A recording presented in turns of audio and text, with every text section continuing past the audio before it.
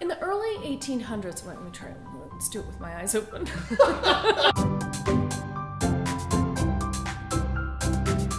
In the early 1800s, Christmas wasn't celebrated like it is today. The traditions that were once there had died out. There wasn't a lot of nostalgia around it. It really wasn't a time to bring people together at all. In fact, a lot of people were wondering if we should even really be celebrating Christmas anymore. And at that time in Victorian London, people were very self-involved. There were definite caste systems. There were those with and those without.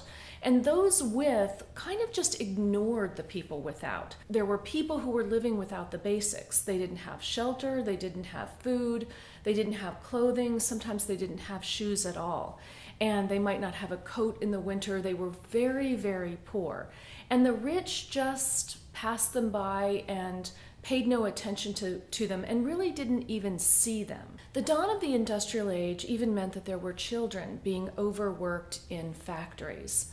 And Charles Dickens had lived both of these lives. He'd been the middle-class child who was going to school and had a nice home to come home to and plenty of food.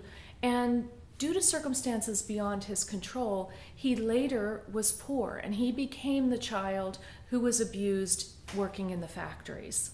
And Dickens wanted to awaken people to what was going on around them. He saw the plight of the poor, and he realized that it was up to everyone to do something about it, that just looking away was not okay.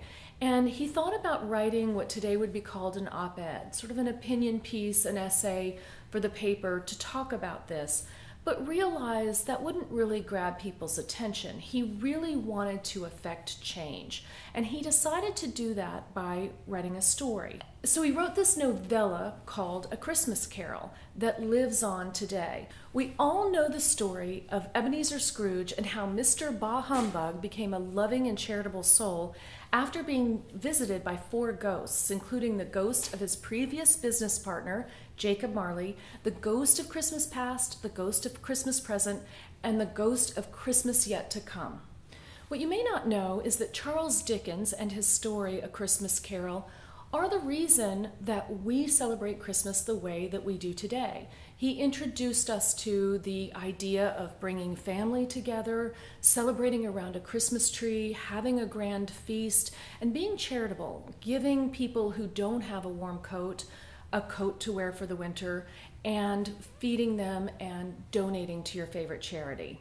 This is a pretty remarkable feat for one person to really fundamentally change the way Christmas is celebrated 150 years later. So while he didn't initially come up with any of these ideas, he recognized that they were slipping away from society and intentionally wanted to bring them back into society and make them important to us again. And with a master redesign, he was able to do that through touching our hearts through an amazing story.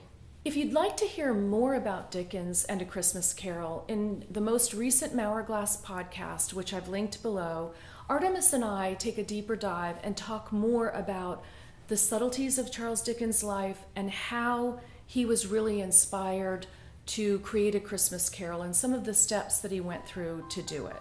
So we hope you'll join us there as well. In the comments below, tell us what Christmas means to you, maybe a little bit about how you celebrate it, and whether you think it might be time for a redesign. I look forward to hearing what you have to say. See you again soon.